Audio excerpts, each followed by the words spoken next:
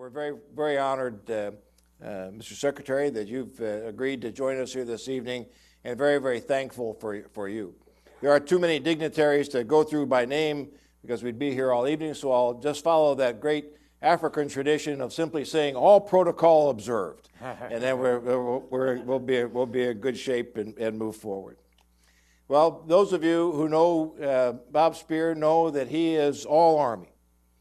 He was born into an Army family at Fort Ord, California, a distinguished military graduate from the ROTC program at Notre Dame University, 28 years in uniform.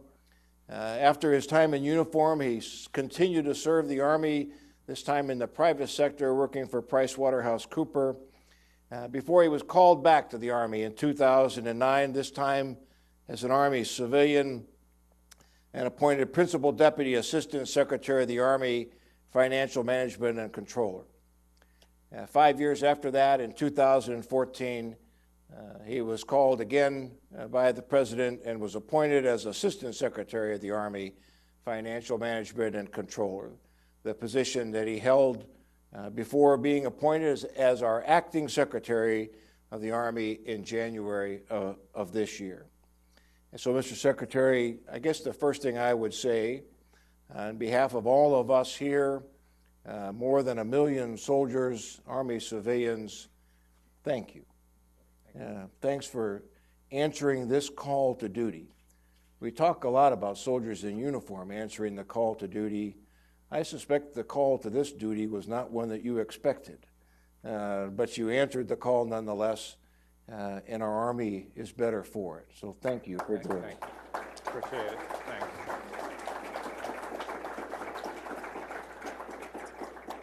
As you look back on the 7 months or so that you served as Acting Secretary, what stands out? What do you think about over this first period of time? Well, first of all, General Ham, thanks so much for having me here today. You mentioned the fact that I'm an old friend and individual who's been at the Association of United States Army events for a long time, and I thank you for what the association does. And thanks for having me here. I'm very humbled. As I look throughout the audience, I see past mentors, and I guess one stands out, Alan Salisbury, who I was a company commander for. Way back when, so you screwed up back then. But what stands out to me is I'm amazed at all we do. And you can go down and you go and visit soldiers and civilians and families out there. And the op-tempo surprised me. It's not quite looking at a patch chart and seeing the Army going off to individual requirements. There's a lot going on, whether it's getting ready for a rotation or you're filling in gaps as a OC at one of the national training centers. The CTC or JRTC, or you're getting into where you're on the next rotation and the impact it has on families. So I was amazed at that overall op-tempo, but I was also amazed at all the Army does. And if I were to tell folks right from the fact of Dakota pipeline access and what the Corps of Engineers and Waterways, or what's going on at Arlington National Cemetery, or you go over to Europe and see the third or the fourth coming over in hill-to-toe rotations in Europe, deterring aggression in Europe. It's amazing what we're asking our Army to do this day, and the breadth of what they do. We are a relatively small Army. We're about the smallest Army we've been since World War II, and yet the amount of involvement impact we make for the security of our nation and what the soldiers and civilians do is remarkable. I thought I knew and understood that from a resourcing perspective, but until you get out and about and start talking to soldiers, talking to civilians and families on a regular basis where they are, it's a remarkable, and you ought to be extremely proud of your Army. So. Well, absolutely. You mentioned the combat training centers, and of course probably the hallmark of the combat training centers that really changed the Army from the days when Lieutenant Bednarik and Lieutenant Ham were growing up was the after-action review. So if you AAR'd yourself in the past 7 months, some things that you do differently? Wow. What you mentioned. That's what AARs do. They ask the hard questions. That's right. Well, AAR, or what you continue doing, what you stop doing, yeah. So Some right away, looking back to the phone call I got on 22 December and said, hey, would you stay? And I said, sure, do what? And it was act as the Secretary of the Army. Yes. Very humbled, but at the same time, there's a little bit of a setback in terms of just your own mindset. Are you really truly the right guy? Are you ready to do it? I went into it as if I was all told by leadership, you are the Secretary of the Army. But I think I would have gone even at it a little more aggressively, knowing now that it's been, well, it's going to be a month, it's going to be 2 months, it just kept going. And the Army goes on, and you can't pause. The units aren't pausing, TRADUC's not pausing, FORCECOM's not pausing. So I had to get in the right mindset even faster of what do we need to do to sustain readiness? What do we need to do to ensure the institution is ready to go for next? Right off the bat, you're getting into resource analysis and what you'd add to for the resource appropriation addition of the RAA for 17. And that helped me because I had that mindset of that, but I had to broaden it. And so I right away had to broaden my mind and I think a little more faster, more quickly. But I think as a teamwork, and you see some of the team members out here, whether it's the ASALT or the serving the duties of the Undersecretary, another hero out there, and Carl Snyder, I think the teamwork and the ability to get right after it with the chief, we did extremely well. And the soldiers and civilians throughout the headquarters, enterprise, the headquarters, didn't miss a beat. And that's what I'm proud of in terms of that. But I'm also very proud across the enterprise in terms of what the soldiers and civilians are doing out there. We lead and guide, but every command out there, the ability to go out and see what they need to see and translate, I felt we did an extremely good job of capturing the readiness understanding and conveying it to Congress and to the new leadership coming in, a great leader in terms of Secretary Mattis as to what the Army needs. And within the rebuild and reform, what the Army was doing, what we needed to do. And so I thought we did that fairly well. Well, you may have had some doubts when you got that call, but I got to tell you, Mr. Secretary, when the announcement was made that you would be acting Secretary, everyone else knew that was exactly the right choice. Yeah. And I think you have borne that out. You've had the pleasure of appearing before Congress on a number of occasions. And you've spoken quite clearly of the need for the adequacy of funding for readiness and for modernization. How would you describe for the average person, the average citizen who's not closely aligned with the Army and steeped in perhaps the specifics of defense spending, why does the Army need more money? Well, I can't do it. I wish they could bring them along with me and show them an NTC rotation and show them folks at Fort Stewart, Fort Bragg, over in Poland. On a very simplistic plane, I would like to convey the freedoms that we enjoy, the role that defense plays in national security, and what we enjoy in terms of economic success is much due to the national security that we assure through our Constitution and through the soldiers and the other services in a joint operation. You've got to be able to understand that one of the things you find out there is our military highly respected, but not everybody understands what they do.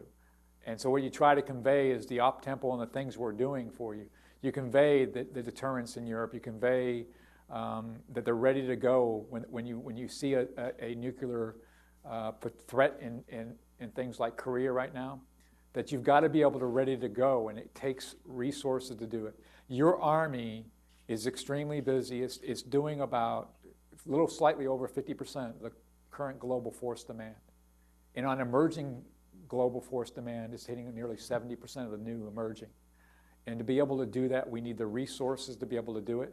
We're finding emerging near peer adversaries that potentially outgun us, outrange us, and particularly electronic warfare or into long-range precision fires. And the ability for our Army to do it costs money. The ability to do that will take the commitment of the nation to ensure the freedoms and the security we have. It's not easy to convey, particularly when you're looking at the fiscal responsibilities right now and the fiscal challenges. But it's one of the critical constitutional requirements that we lay upon the federal government is to secure this nation, provide for that security. Related to the adequacy of funding has been the predictability of funding, and you've spoken to that many times in your current role and in your previous roles, that the damage of continuing resolutions can have across the force. Why is it so hard to get a budget? Wow, if I could solve that one, I should be able to stay. I've watched this, and I don't know, but it certainly has all I convey. We don't do a good job of conveying what the negative impact is. Part of the problem is we're a can-do organization. That's our culture. The Army continues to do things, and we do extremely well. So it's hard for us to convey to both stakeholders and the American public the negative impact of continuing resolution, the negative impact of underfunding. What you do is you always talk about readiness and time. We've been able to sustain the immediate readiness that's needed for a current operation, but we're doing it at risk, and now as we try to do operations and training for a near-peer adversary, for we need a full capability of full spectrum operations. We can see some of the shortfalls that were created by the dip during 2013 when we went through the sequestration. But I think we're getting better now at showing the cost of continuing resolutions on both, not only us. I mean, part of what I've also learned, and going back to the first question, it's a whole team. It's the military, it's a total force, it's the civilians, and it's the contractors. We rely upon a contract workforce that they don't know for sure the contract's going to be let again the next time. I don't know when I'm going to see it. And then we get criticized for doing short-term contracts and costing more. Continuing resolution under those types of circumstances, it costs more. So the dollar doesn't even go as far as we need it to do. So we're trying both. I think Congress now understands both from the threat, to solve the issue of the Budget Control Act, that's for them to solve. And this administration just done a very good job of laying out what the threat and what we need to have from a defense perspective. And we've done a good job laying out what the Army needs to be able to ensure to fill some of the gaps that we've done in readiness. Before we can even rebuild, that's what we're doing now in 17 and 18. I don't know how successful to be. I'm hoping they are. You can see in the current authorizations, and you can see in the current, at least on the House side, we'll see what the Senate Appropriations does. But they need to solve it. They need to solve it for the good of our nation, in my mind. But I can't give them that path forward on how to do it. I can just tell them what the negative impact to readiness, to force structure, to families, in the future of our Army is, and that is long-term readiness. I think that's as clear an articulation as any of us have heard, and we hope that the right folks are listening. If I could change directions on you a little bit, Mr. Secretary, and perhaps one of the most significant changes that the Army has gone through in its recent history has been the opening of all branches, all specialties, all MOSs to women. How's that going, and how has that gone? Well, it's interesting because I'm not sure I would call it the most significant, but when I go back, as I go around, I look back and I'll tell a little bit of a cute anecdote. My wife was a company XO in 226 maintenance in 3rd Corps Artillery back in the 70s, and her company commander was Ann Dunwoody. So we've had great serving women in this service for some time, and many of those MOSs were open. Now we're looking. So I think it's going fairly well, because now what we've decided and we've articulated, I think, fairly well. It's based upon standards. As long as you meet the standard, and you are meeting the standard of that occupation, whether it's infantry, armor, or field artillery and on, that you should be able to serve there. And many of our women We'll see if we can. The numbers aren't great yet to be able to evaluate what the current impact are, but they're serving well. We went at it, first of all, leaders first. Let's get some officers in there and senior NCOs in each one of the formations so we have women officers inside the 82nd in the 1st Cav, and then we're now starting to get through the single unit of training, bringing in listed. We have about 500 and some odd right now. So we'll see how well they both perform, but every indication is they're doing well. Part of it we'll be challenged on is making sure individuals understand that they'll be able to serve there, and as long as they meet the standard, they'll do well, and making sure that people find that attractive, and not making it and refusing to make it a number we have to bring in. Rather, they meet the standard and bring in those who should serve. One of the great privileges of the position I hold is I get to travel about, and I was at Fort Hood and speaking to some leaders there, and the first cohort of women armor platoon leaders had just cycled through Table 12, the tank platoon qualification, and someone asked them, how'd the women do? And the answer were, they're second lieutenants, they are screwed up. You know, I mean, it doesn't matter what your sex is. You got a lot to learn as a second lieutenant. It's a good thing. I'd be remiss, Mr. Secretary, if I didn't ask you about kind of some of the news breaking today out of the White House with regard to possible changes to transgender policy. Right. Your thoughts and comments about that? Well, I don't have my cell phone, so I'm not checking Twitter right now. So, I really can't comment on that. I invite back to the White House's in terms of current where they're going with the policy. I can be tongue-in-cheek. Twitter's not a policy. I do know that we were encouraging the current SecDef to review the sessions policy on transgender, and which he was doing. And that review and analysis was not done, and that's the latest guidance. So I'm not going to get between where the president and or the SecDef is right now on where they're going on a future policy. I know the current policy, and the current one particularly on the sessions, we were holding off until we studied it a little further. But not done, not yet completed. That's correct. Yeah. Okay. Good. That's right. The Army talks a lot about the total force. And as you know, I had the privilege of serving on the National Commission on the Future of the Army. That was a major theme of ours, the regular Army, Army National Guard, Army Reserve, and Army civilians who support the total force. What policies have been put in place recently to strengthen the idea of the total force, and what still needs to be done? Well, I think, let me go what still needs to be done first, if I can go back to that. There's a lot that needs to be done in terms of not just, some people when you say that, they go right to Guard, but it is the total force. It is regular Army, Reserve, or Guard. And we are looking at the reform across the force. What does it take from the generating force to produce what the Army needs in total readiness? And I think part of that, we had discussions today on full-time support across the Guard and the Reserve. And I can say the same thing from what TRADOC does or whatever it is. What is the changing processes and or business enterprise that generates the force throughout? Meanwhile, as we do that, we're changing policies. We increased to where we had 2 NTC rotations. We're going to 4 NTC rotations in 2018.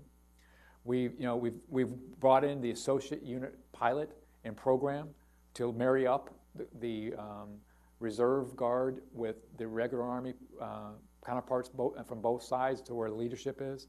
We're looking at cross-integration competencies and sharing across from the Guard, Reserve, and the active component.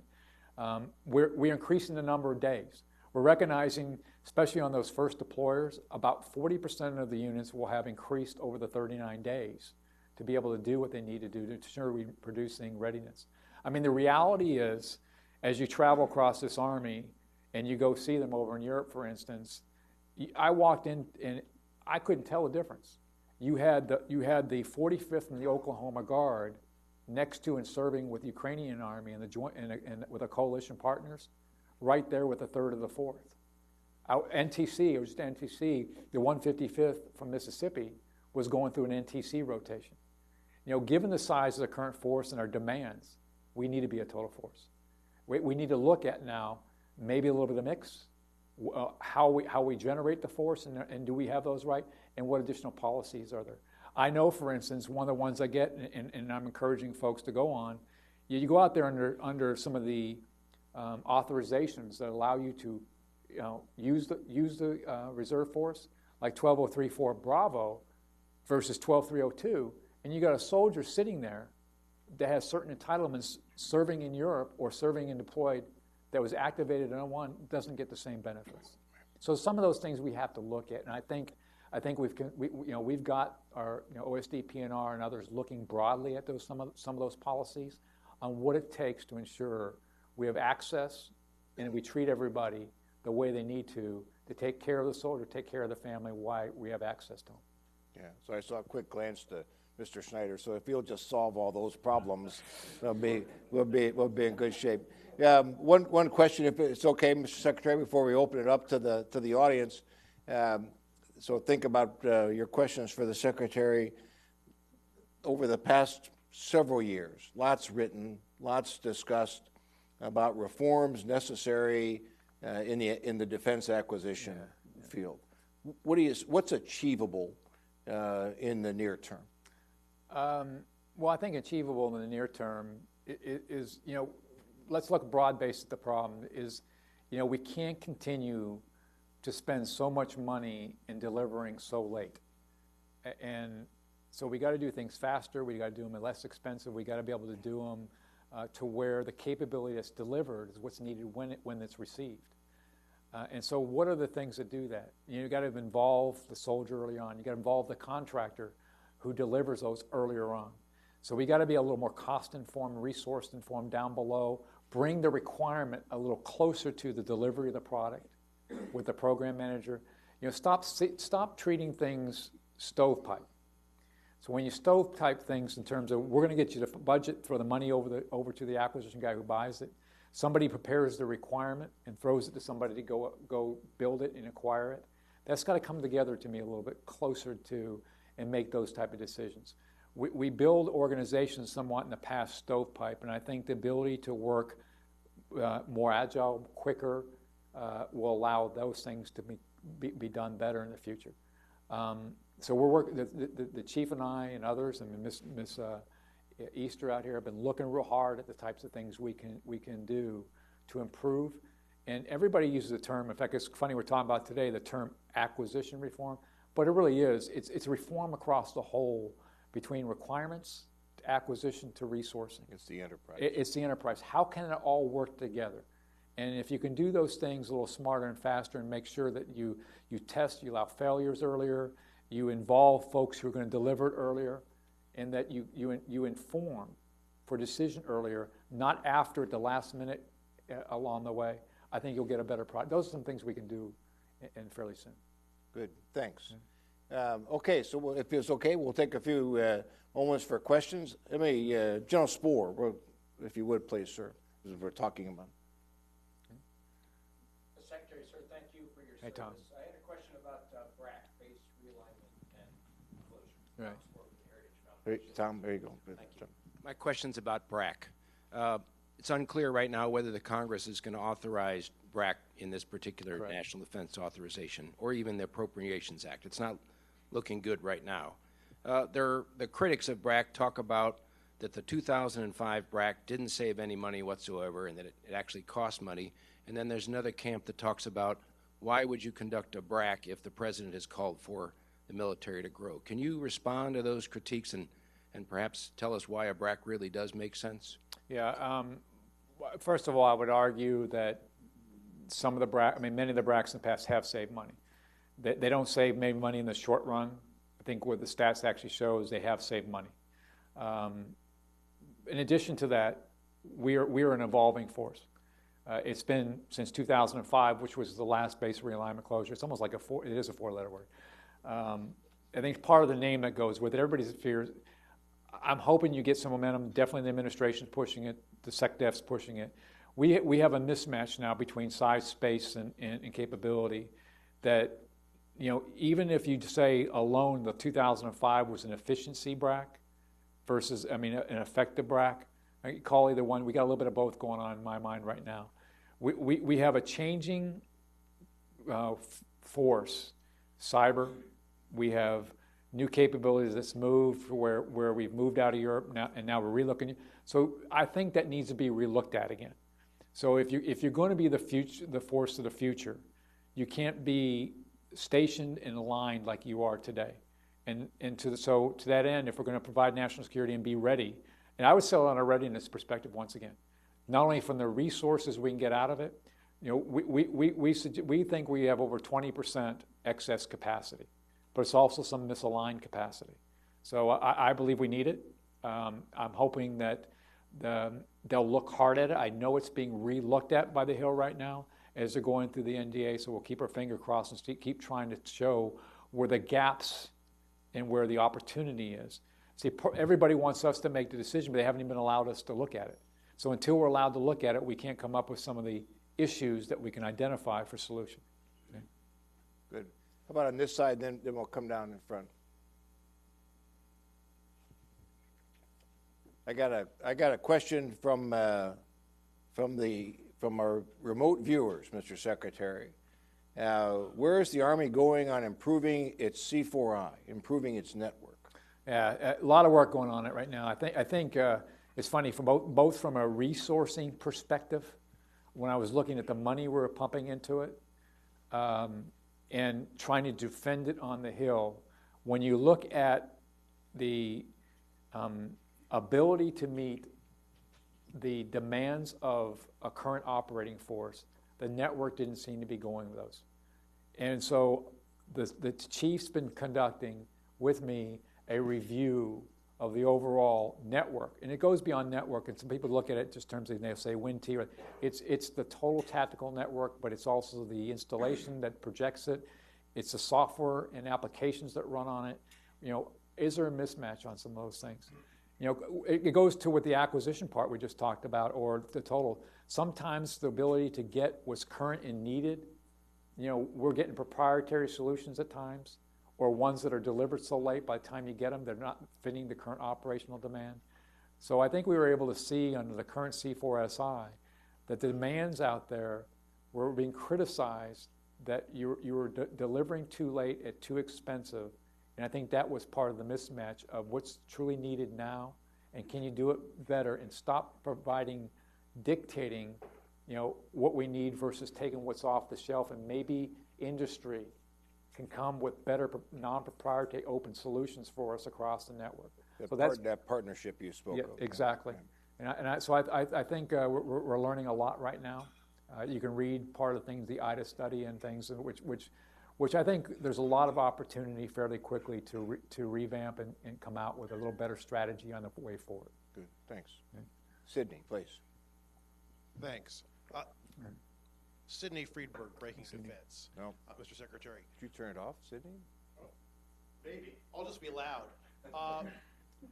But wanted to ask you, and the network review may be a good example of this, but I'm sure there are others. How are you and the chief dividing the labor? I mean, this is obviously a very forceful chief, no shrinking violent heat. This is obviously a chief who has, been in for a bit, and you are coming from the comptroller background with a very different background from his. How the two of you synergize? Is he in the lead? Where are you in the lead? And where are you really sharing the burden 50-50? Interesting question. First of all, if anybody knows me, I'm rather forceful too. I've got Title 10 responsibilities, and there's no seam between you and a chief. If anybody's ever been in the office between I was late getting here tonight because I called the chief, and he and I were dialoguing on some things. So we share a very good, close partnership on where the Army is and where we need to go. But there's no doubt about it that I trust his understanding. By the way, I kind of ratted on myself. I have an MBA and MIS, and I was a 53 officer working for General Salisbury. My background comes in systems. I used to be a coder. So I have a one-up on him on this one. I'm a network guy. So we share in it. we share information quite a bit. So I don't try to micromanage on a daily basis, but we work out in terms of, this was a shared decision to review the information network, IT. So much like that, same thing on what we do in acquisition, what we do for readiness, what we do for resourcing. I trust his military judgment. He's a very strong advisor, and he's a dynamic individual. I'd be crazy, or anybody would not, to listen to him. I've gained quite a bit of friendship in terms of a shared love for the Army and love for what we do. So I found it a very great partnership of both understanding our roles of what we do. That door's open between the Oh, absolutely. the chiefs and the secretary's office? Yeah, absolutely. Courtney, please. Thank you, Mr. Secretary. Courtney McBride with Inside the Army. I'm interested to know, you mentioned acquisition reform and collaboration with Ms. Easter and others.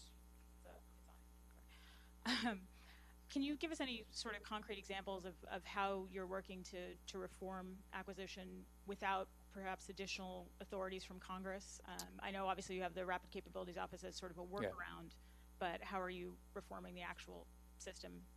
Well, we're doing things right now, obviously. So, for instance, within individual functional area, Ms. Easter's done a lot of stuff already in terms of increased guidance. She's looked at, you can read some of the reports from GAO on contracting. You can read some of the recent reports and things. So she's already working within her lane, things you can improve the contracting decision-making process, to do things better along those. What we're also trying to do, which you can do, is you can take the requirements process and reactivate, which Congress even notified, take the Army Requirements Oversight Council, make it active and heavily involved. And I think somebody who walked back from 4 years ago, when I would argue back in 2008, when you had a lot of resources, you just pumped money at it. And you were doing things to the current fight. Now you have a need to make sure you're designing for the future and trying to fix issues. And so you're regenerating and making sure the integration between the requirements process, the contracting delivers the way it should be, and are the resource guys who provide costing and resources tied in very tightly as to where you are. So I always use the example, it doesn't do, so let me give you an example in the Rapid Capabilities Office. As we designed the Rapid Capabilities Office, we looked at, okay, what's the requirements you're working on? Okay. What's the capabilities delivered? How fast do you need it? Where does it need to go? And then what I shook the door on, Ms. Easter, real quickly, is you're not in sync with the money. Where you're going has not been dialogued with the resources and the costers who say what it will take to do it. And you got to get a broader, even though you're delivering in the short run, you're not looking at it in terms of the overall outcome of a greater capability delivered when. And so those are the types of dialogues that are now going on. So that the costers coming in early, you're dialoguing then very quickly with the Appropriations Committee. I need a little bit of flexibility more in this program element. And I'm going to be coming back to you for a reprogramming because the money's malaligned. If you do those things sequentially, it takes a long time and people get frustrated. So those are just types of examples that when you look through the overall enterprise process, and then by the way, if you're not talking to the people who are actually going to use it, and you're not talking to the people who are delivering it, you usually get a mismatch also. Those are all the things that I think are working now fairly quickly, and a lot of good people. We're just, again, I go back to what Ms. Friedman just asked. It's shared because we're relying upon people to come back real quickly to us. We're working together, we're solving these things. Here's where we think the solution is. Oh, we think you got the 80% solution, go back. Mr. Secretary, if I could follow up a little bit on General Speer's question. A lot of discussion, rotational force versus forward stationing. And while it's not the only factor, a recent Army War College study said forward stationing in the long run is cheaper. What's the current thinking within the Army about pros and cons of rotational vice forward stationing? And then I think we've got a question back here. Well, I'm not sure I agree fully with the answer that the War College came out with. To me, it costs to produce what? You get a certain level of readiness from a rotational that you may not get from a forward station unit. So yeah, you may be spending a dime less, but you're getting less readiness maybe. And on the flip side, it may be on a forward station unit, you may get greater readiness depending on the type of unit. So let me give you some examples. When I went over to Poland and I watched the 3rd or the 4th and the way they were operating, and I talked to the brigade commander, he was the lessons learned I got coming over here, my ability to deploy, my ability to synchronize the combat effectiveness of my brigade. By doing that, the readiness I gained on a rotation, I can't match. And so for those places, it may make sense. When I talked to Combat Aviation Brigade, I got a different answer from the brigade commander. He goes, it takes me so long to get over here. It takes me a while to understand the airspace. I have to follow peacetime rules when I first get here. And so my ability to generate combat effectiveness right away, I may be better for position. So again, I say the cost, it's cost and readiness to readiness that's produced for the money I spent. If I spend less money but I don't get the effect I want or the outcome I want, and I got it, that's not very effective cost. So I think part of that has to be measured overall. Plus, it ignores some of the political realities of if somebody says, okay, go sit in Poland, do we have the agreements? Do we have the ability to go into Poland, for instance? So a lot of that has to be measured, evaluated across the full battlefield operating systems and saying, okay, is forward deploy work in all cases, not cases, and do we get the cost benefit out of it to make that decision? I think we need to we're reviewing that now and having that dialogue. Good, thanks. Yes, sir. Mike Peelish, Humphreys Engineer Center. Mr. Secretary, most of us in this room are probably enjoying the simplified military retirement system or will enjoy it after a grandfathering period. My question is, for the new, more complicated military retirement system, are young soldiers signing up for it? And if so, are they learning about concepts such as present value to help them understand that decision? You know, I don't have a good answer yet for that because I don't think it's been, it's not fully understood, so you got to educate people on it. I don't think we've got enough time yet to be able to see how well it would be accepted. There's a lot of questions about it. I think also you've got to evaluate always from not only from retirement, from pay and benefits and motivation on things.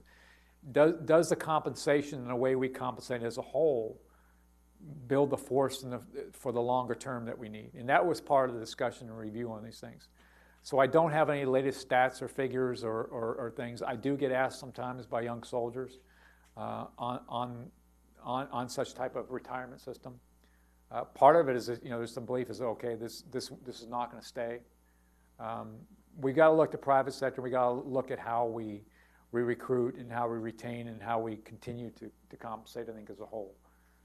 And that's not a great answer, but I just don't have enough data to go on yet. Good. Okay. All right, General Swan, why don't you close us out?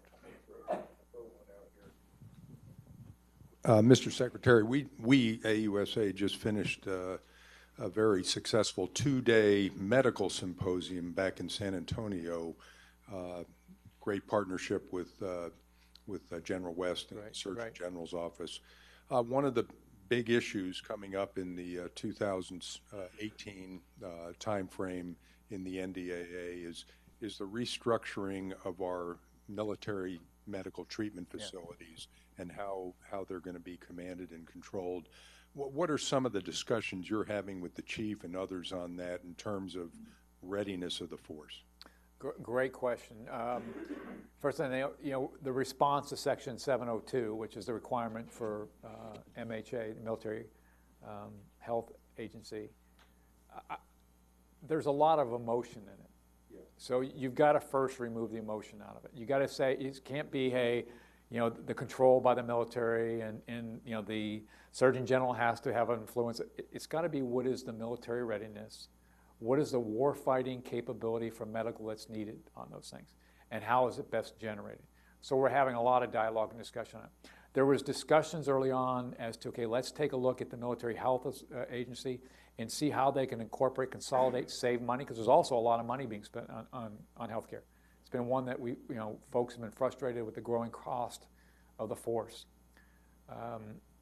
When you do that, a lot right now are looking for the efficiency. They're trying to get the services now to dialogue in terms of what is the warfighting readiness generated through the military healthcare system, separate from the structure that happens either through the military treatment facilities down the base and installation level. Because when you get into an argument about a care delivery to a family or a soldier at a base and installation, and you get emotional about it, you lose reality to what the need is for the warfighting forward deployed operation. So I'm hoping that people listen and come to that. So we've been told, Nadia's got a lot of great understanding of this. There's a lot of dialogue even on the Hill in the last couple of days. What do each of the services mean when they talk about medical readiness of the force? And so that, I think, hopefully we can continue the dialogue between us and the OSD PNR and the OSD DCMO as to how that best right now we've got a credibility issue, I think, sometimes because it comes across emotionally. Mr. Secretary, thanks. If I could just wrap us up, what's at the top of your to-do list? What's next? And then a little bit longer term, is there a light at the end of the tunnel? And after a lifetime of serving soldiers, their families, and the great Army civilians that support them, what are you going to miss about this? Wow. I'll go where I started off from. I'm amazed at this organization, and I really do have a love for soldiers and civilians and the families that do what they do. I go around and talk to soldiers, and I'm going to miss that. I am. It's hard. It's hard to walk away. It's hard to walk away when you're in the military. I did it once. I left. I regretted leaving, and not everybody does. I was shocked when I was called back, and I said I'd come back for 2 or 3 years. So I'm in denial. The best way I can put it, I'm in denial. I keep looking. Okay, the next guy's been nominated. Okay, I'm almost done. And I've told my wife and others I'm just going to stiff arm right now, run to the tape. I didn't know at the time. I thought I was sprinting. I'm actually in a marathon, I guess. So I'll make those kind of decisions. But I'll tell you, just today, I popped up something on the screen. And it was something I worked on. And I got the opportunity and the privilege to meet a young soldier. And you're going to remember the name. It was Elizabeth Marks. This is a wounded warrior. Yeah. This is a hero. Special Olympian. Special Olympian. And I got focused on what she had achieved. That I missed that she was a soldier. I asked that young soldier, wow, you really get to do great stuff in Colorado and do this great facilities and everything else. She goes, sir, that's nothing. I'm still in the Army. I get to do my MOS. I'm actually serving in the hospital there. I'm still with soldiers. And that's the part I'm going to miss most. It's that kind of attitude that you see throughout the formations, the selfless service. That I talked about the op tempo where the demands are put on them. You have a remarkable, dedicated, very respected workforce out there, either military or civilian. And I'm hoping that I can stay connected some way. But thank you very much for allowing me to share with you today. So you'll notice on Secretary Speer's lapel, he has a pin, as does General Gregg and General Bednarik and many others. And it says Soldier for Life. I think what we've heard tonight is that Secretary Speer has earned the right to be called a soldier for life. And so we're thankful for your service, for your leadership, and thanks for joining us this evening. Thank you.